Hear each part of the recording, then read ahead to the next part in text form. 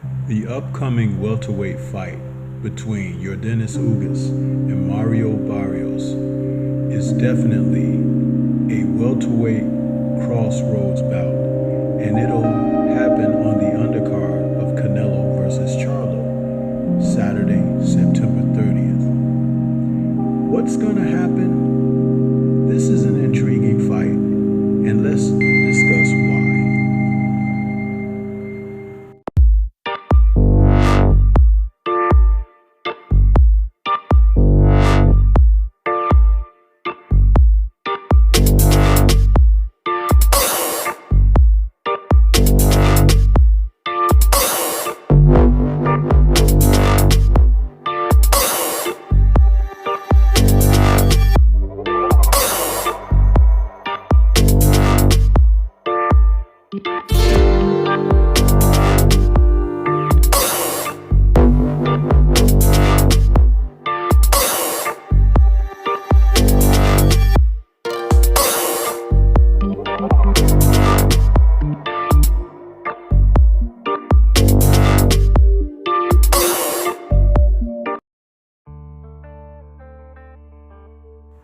What happens in a crossroads match? A crossroads match brings about two fighters who may be coming together at a time where their careers are intersecting. In this instance, Ugas, who's 27-5 with 12 KOs, and Mario Barrios, who's 27-2 with 18 KOs. Both men are trying to correct the path trajectory of their careers, and for different reasons.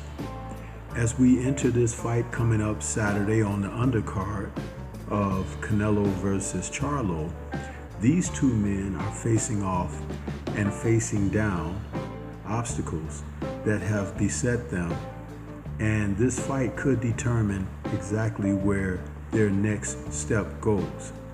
In the case of Ugas, he is coming off of a situation where in April of 2022, his last fight, 54 Milagros took on Errol Spence Jr., then the unified welterweight champion, and he suffered a TKO loss, a terrible beatdown by Errol Spence in one of Spence's best performances, but not Ugas's, who's a Cuban Orthodox boxer, and he has solid foundation as a fighter, solid jab, strong punch, but not necessarily a KO puncher, and the type of fighter that is aging.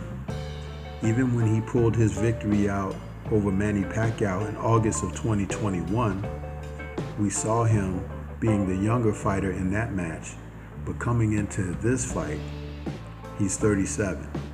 Now Barrios, on the other hand, is 28 years old, and Barrios, El Azteca as he's known, is a basic Orthodox boxer, one who competes steadily as he's in there with his opponents. He doesn't do any one thing outstanding, but he is committed to trying to overcome whatever opposition that he finds in front of him.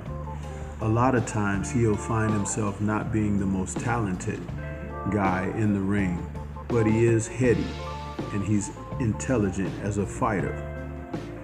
He's a fundamentally sound guy, but he doesn't have outstanding attributes such as hand speed, foot speed, or punching power. So that keeps him along the lines of being a basic fighter.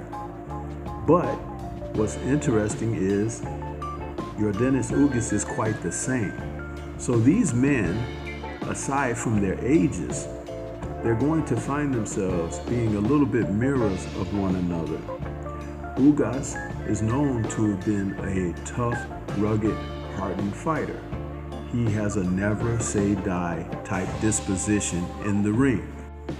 For whatever reason, against Pacquiao, he was able to offset Pacquiao's abilities with his firm jab. He stood his ground. He wouldn't allow Manny to just dart in and out against him. He really showed some comparative action and activity against Pacquiao. The jab was the key. Barrios, who is coming into this fight again, a lot like Ugas, will stand his ground, but he has an advantage, being a 6-foot tall fighter. Ugas is 5'9", and he should be able to control him. Barrios, who's basic, methodical, and enduring in the fight, he will be able to compete bell to bell. I don't think he has to worry about Ugas's power, as he had run into issues against the likes of Gervonta Tank Davis. So he's going to be able to be there. And at welterweight, he's probably competing at the weight class he really needs to be at. Barrios is a big kid, and it's amazing that he was able to shrink himself down to those smaller weights.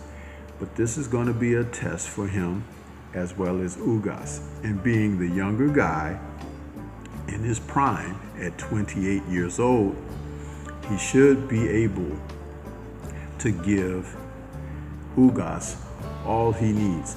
Ugas took a terrible beating against Errol Spence Jr.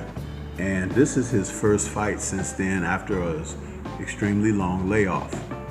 If Barrios can pick up the activity, he should be successful in this fight. And when I say the activity, he has to outwork Ugas. Not try to knock him out, but get those hands moving, make sure he lands the first and the last blow, make sure that he's thrown the majority of the blows each round. Conditioning is key. Will he be up for that? He should, because now he's fighting at a weight class that is more comfortable for himself physically and overall. Ugas, the clock is ticking. He's an older fighter. Cuban fighters are usually a little older than what they tell us they are.